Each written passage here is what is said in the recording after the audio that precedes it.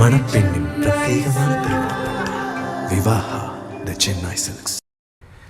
இந்து சமய அறநிலையத்துறை சார்பில் கோயில்கள் பராமரிப்புக்காக 36 கோடி ரூபாய் மதிப்பிலான காசோலையும் முக்திநாத் ஆன்மீக பயணம் மேற்கொண்ட பக்தர்களுக்கு அரசு மானியமாக தலா 30,000 ரூபாய் விகிதம் 1,17,00,000 ரூபாயையும் முதலமைச்சர் மு.க.ஸ்டாலின் சென்னை தலைமை செயலகத்தில் வழங்குகிறார். அதன் நேரடி காட்சிகளை நாம் தற்போது பார்க்கலாம். இது பற்றிய விவரங்களை செய்தியாளர் பாரிக் கார்த்திக் வழங்க நாம் கேட்கலாம். பாரிக் கார்த்திக், மேலும் விவரங்கள்.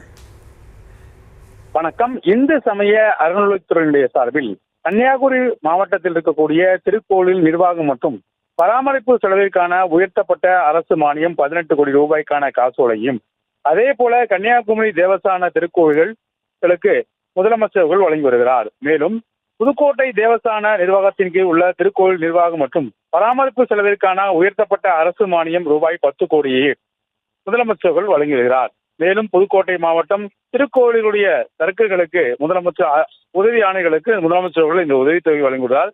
அதே போல தஞ்சாவூர் அரண்மனை தேவஸ்தான கீழ் நூற்றுக்கணக்கான கோயில்கள் இருக்கிறது.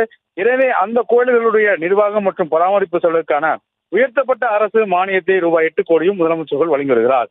மேலும் தேவஸ்தான சார்பில் இருக்கக்கூடிய கோயில்களுடைய பராமரிப்பு செலவுக்காக தமிழ்நாடு அரசின் சார்பில் ஏற்கனவே நிதி ஒதுக்கப்பட்டு அதற்கான பணிகளும் நடைபெற்ற நிலையில் தற்போது முதலமைச்சர்கள் வழங்கி வருகிறார். மேலும் மொத்தமாக 36 கோடி ரூபாய்க்கான காசோலைகளையும், அதே போல முக்திநாத் ஆன்மீக பயணம் மேற்கொள்ள இருக்கும் 389 பக்தர்களுக்கு அரசு மானியம் தலா ரூபாய் 3,000 வீதம் 1.17 கோடி ரூபாய் வழங்கப்படும் என்று அதற்கான அடையாளமாக சராசரியாக ஒரு 10 நபர்களுக்கு முதலமைச்சர்கள் வழங்கி வருகிறார்.